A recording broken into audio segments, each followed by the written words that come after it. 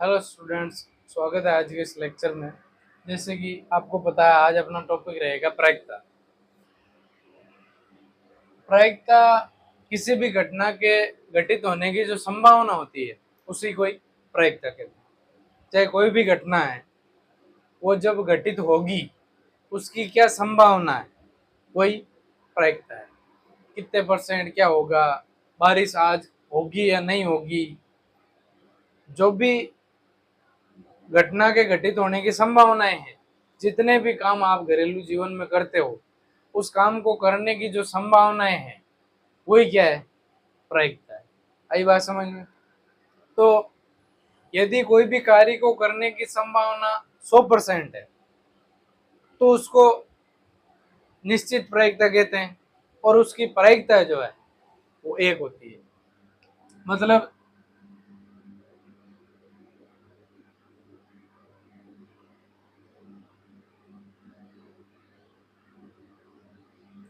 कोई भी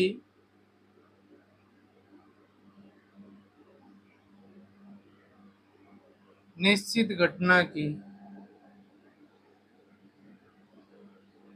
प्रायिकता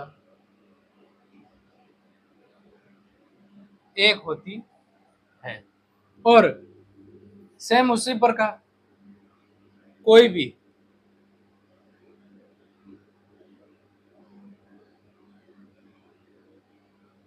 अनिश्चित घटना की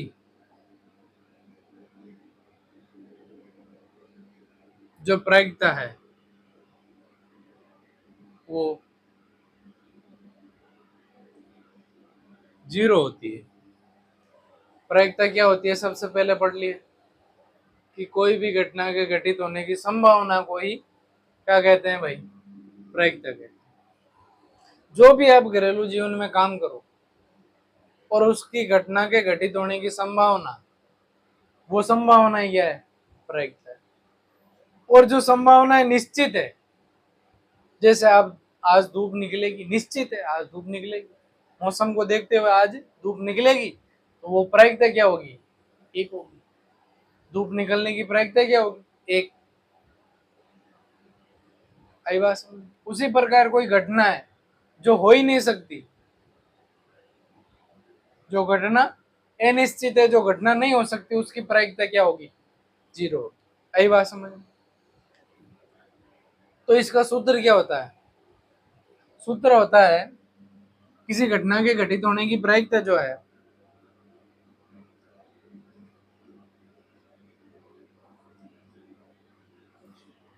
वैसे प्रायिकता बेटा 2 प्रकार की है।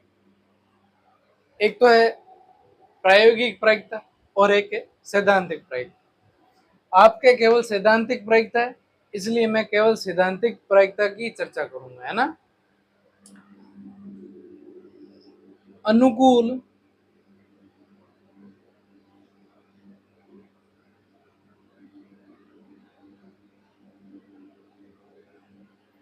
परिणामों की संख्या बटा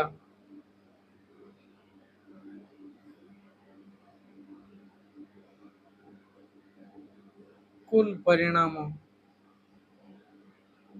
की संख्या। किसी भी घटना के घटित होने की जो प्रायिकता है, वो उस घटना के अनुकूल परिणामों की संख्या, उसी घटना के अनुकूल परिणामों की संख्या बटा उसी घटना के कुल परिणामों की संख्या के बराबर होती है। आई बात समझ?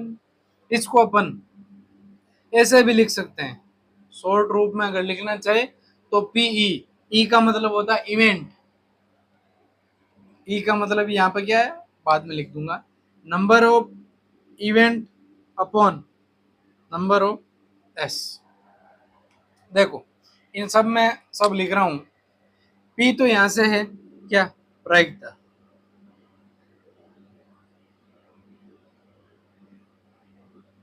पी यहाँ पे क्या है, प्रायिकता।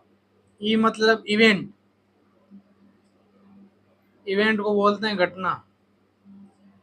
ई क्या है यहाँ पे, घटना। नंबर,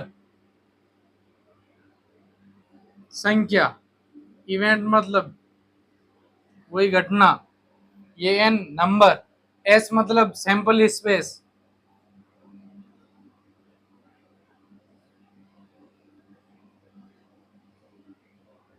इसको बोलते हैं हिंदी में प्रतिदर्श।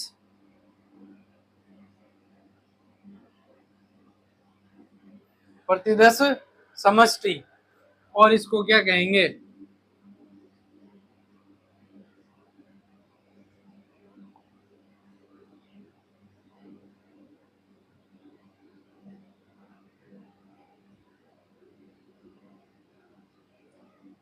कुल संभव परिणामों की संख्या। यहाँ पे अलग अलग समझ लो। पी का मतलब यहाँ से प्रायिकता से, ई का मतलब इवेंट है, एन का मतलब नंबर संख्या है, ई इवेंट है, एस का मतलब सैंपल स्पेस है जिसको अपन कहेंगे प्रतिदर्श समष्टि, और जो कुल संभव परिणाम होंगे उसी को अपन क्या कहेंगे? एस। कुल संभव परिणामों की संख्या जो है वही क्या रहेगी? अपने एस रहेगी। आई बात समझ में? आगे देखो बेटा, आगे इनसे संबंधित कुछ उदाहरण लेते हैं, प्रायिकता से संबंधित। सबसे पहले मैं उदाहरण शुरू कर रहा हूं।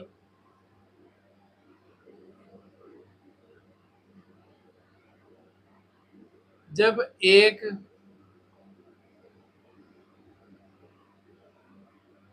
सिक्के को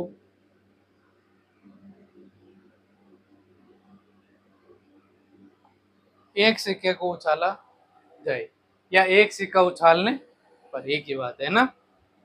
तो जब एक सिक्का उछाला जाएगा तो जो अपने एस बनेगा, सैंपल स्पेस, वो क्या बनेगा बेटा? या तो हेड आएगा या फिर टेल आएगा। या तो हेड आएगा भाई या फिर टेल आएगा। आई बात समझ? और जब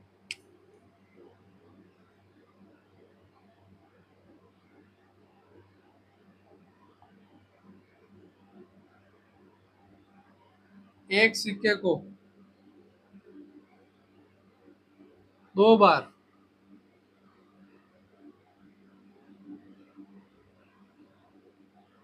उछालने पर, या फिर कह दें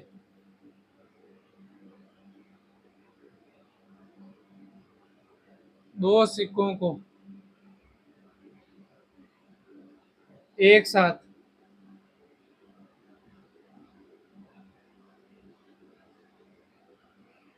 उछालने पर, यहाँ पर दोनों ही चीजें एक ही है बेटा।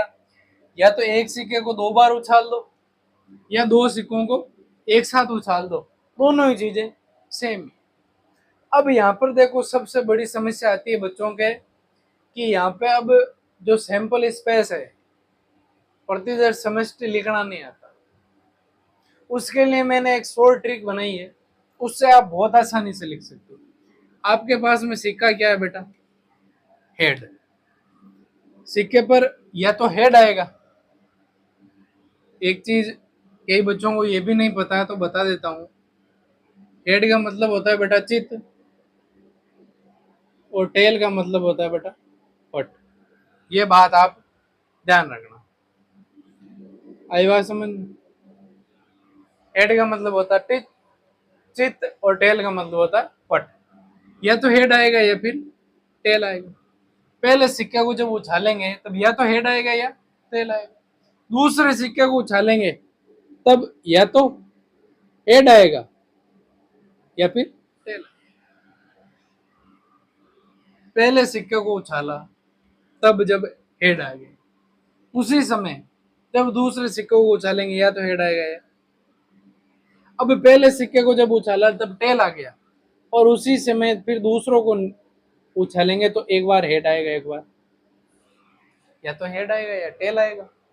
अब देखो एस बनाने का सिंपल सा तरीका, कोई समस्या नहीं आएगी।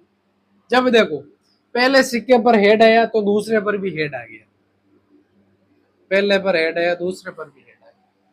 और देखो जब पहले पे हेड आया तब दूसरे पे टेल आ गया, जब पहले पे हेड आया तब दूसरे पे टेल आ गया, जब पहले पे टेल आया तब दूसरे पे हेड आ गया, जब पहले पे टेल आया तब दूसरे पे हेड आ गया, और जब पहले पे टेल आया तब दूसरे पर भी टेल आ गया। ये बनेगी आपकी सैंपल स्पेस प्रतिदर्श समष्टि। जब दो सिक्कों को एक साथ उछालेंगे या एक सिक्के को दो बार उछालेंगे तो head head head tail tail head tail tail बनेगा। आई बात समझ में? और इस तरीके से बहुत ही आसानी से आप प्रतिदर्श समष्टि लिख सकते हो। क्या करोगे, हेड बनाना, मतलब एक बार सिक्के पर हेड आया, दूसरी बार हेड टेल आ सकते हैं।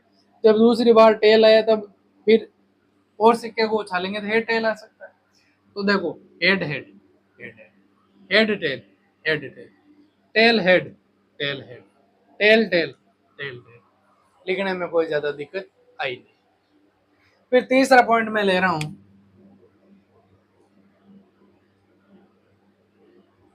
जब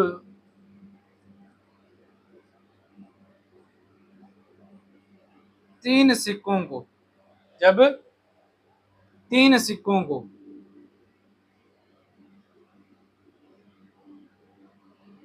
एक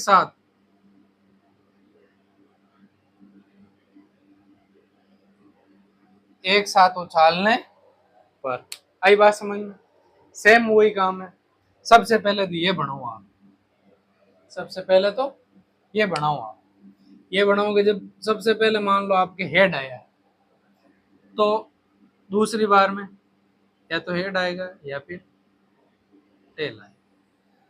फिर जब सिक्के को उछाला तो या तो हेड आएगा या फिर टेल। फिर तीसरी बार जब उछाला या तो हेड आएगा या फिर टेल।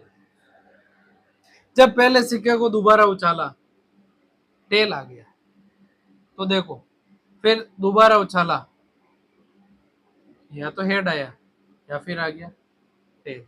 जब दूसरे सिक्के को फिर से उछाला तीसरी बार, तो या तो हेड आया या फिर टेल आया। इसमें भी फिर हेड फिर टेल। आगे बात समझ।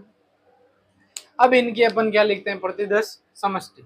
जब प्रतिदर्श समष्टि लिखेंगे एस बराबर, तो देखो जब सबसे पहले सिक्के उछालेंगे तब हेड हेड हेड आए, तीनों सिक्कों पर हेड हेड हेड आ गया। फिर हेड हेड हेड टेल आ गया, फिर हेड हेड टेल आ गया। फिर देखो हेड टेल हेड आ गया, हेड टेल हेड आ गया।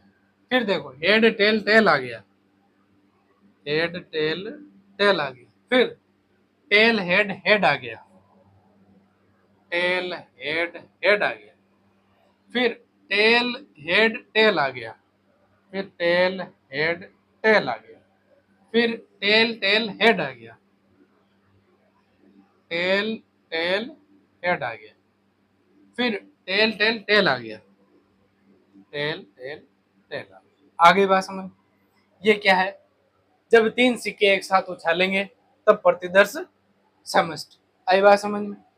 अब किसी के दिमाग में चल रहा होगा कि सर हमें कैसे पता चलेगा कि एक सिक्का उछालेंगे तो परिणाम इतना ही आएगा, दो सिक्का आएगा तो तब परिणाम है जो इतना आएगा, तीन सिक्का उछालेंगे तब इतना आएगा। उसके लिए देखो एक तरीका बताता हूं मैं आपको। जहां कहीं भी आपको दिखे कि इतने सिक्के निकालने, उतनी दो की घात लिख दो। उतनी क्या कर दो आप, दो की घात लिख दो। मैं यहां पे कर रहा हूं, मान लो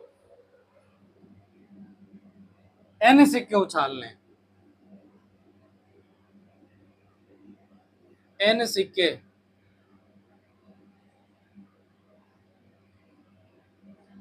उछालने पर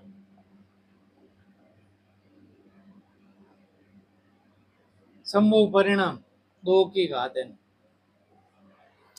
n सिक्के उछालने पर संभव परिणाम जो मिलेंगे वो दो की घात n मिलेंगे। अब देखो जब एक सिक्का उछालेंगे तो उसका मतलब क्या हो गया, दो की घात n आएगा। एक सिक्का जब उछालेंगे तो दो की घात n, n का मान अभी कितना लिया अपन ने, एक, तो क्या आया दो। देख लो हेड और टेल दो ही परिणाम आ रहे हैं। कितना आ रहे हैं, दो ही परिणाम आ रहे हैं। और फिर यदि n का मान n बराबर दो है तो क्या आएगा, दो की घात दो, कितना चार। तो संभव परिणाम क्या आ गए, head head head tail tail head, चार ही तो आए, एक दो तीन और चार। n का मान 3 आ जाए तो 2 की घात 3, मतलब 2 गुणा 2 गुणा 2, 2 गुणा 2 4 और 4 गुणा 2 8। तो जब सिक्के 3 होंगे तो परिणाम कितने आएंगे? 8। तो ये देखो 1 2 3 4 5 6 7 8, परिणाम कितने मिल गए? 8। तो हर तरीके से अपन पता कर सकते हैं कि अपन सही है या गलत है। एक तो यह तरीका है अपने को परिणाम लिखने का, और दूसरा तरीका है इससे चेक कर सकते हैं कि परिणाम जितने अपन ने निकाले वो सही है या नहीं है। आई बात समझ में?